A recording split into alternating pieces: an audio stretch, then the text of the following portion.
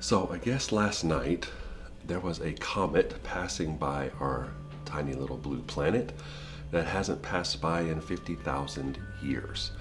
And if you live in a place where there's no light pollution, you could stand outside and look to the northern sky and trace the North Star and see a green fuzzy dot, which was this comet. Now I tried a couple of times. I even downloaded an app that would point out exactly where it was and pointed my phone at it, and I think I could see a small green fuzzy dot up there in the sky. But the truth is, it was kind of underwhelming. But the thought that there's this celestial object passing by at 30 million miles away, and it hasn't been here for 50,000 years, and it won't be back for another 50,000 years, and at some point in creation, God wound everything up, and part of his creation was this green fuzzy dot that's going to float by our planet every 50,000 years.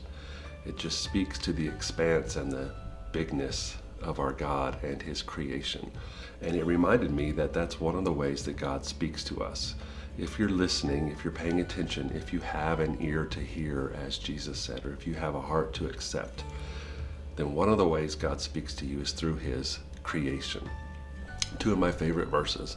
One is Psalm 19, 1 through 4. David, who was writing a song, is probably sitting out under the stars one night, and it just dawns on him how big and expansive God is and how amazing his creation is. And here's what David said: "The heavens proclaim the glory of God. The skies display his craftsmanship. Day after day, they continue to speak. Night after night, they make God known.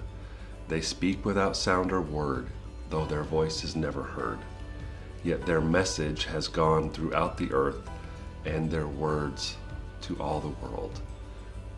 And then in Romans, Paul writes this to his Roman friends as they are struggling with the identity of Christ and a Messiah. He says, "For ever since the world was created, people have seen the earth and the sky, and through everything God made, they can clearly see his invisible qualities, his eternal power, and his divine nature.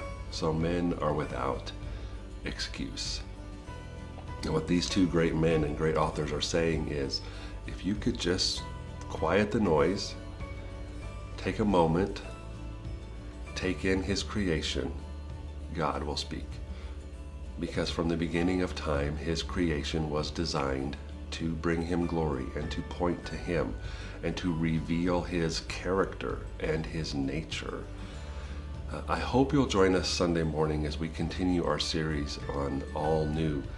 We're going to talk about how you as a human being were created for this specific planet, and how this specific planet was created.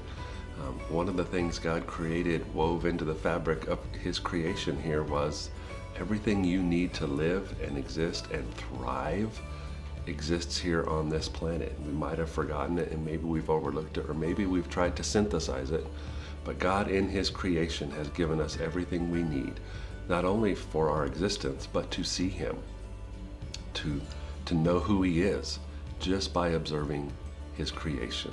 So maybe today, or maybe this weekend, take a drive out to the mountains and turn off your phone, turn off all your technology, and just walk in the trees and smell the pine air. Or maybe just lay out in your backyard, bring a blanket because it's cold, but look up at the stars and turn off the TV and turn off your phone and quiet the noise and just let his creation speak to you.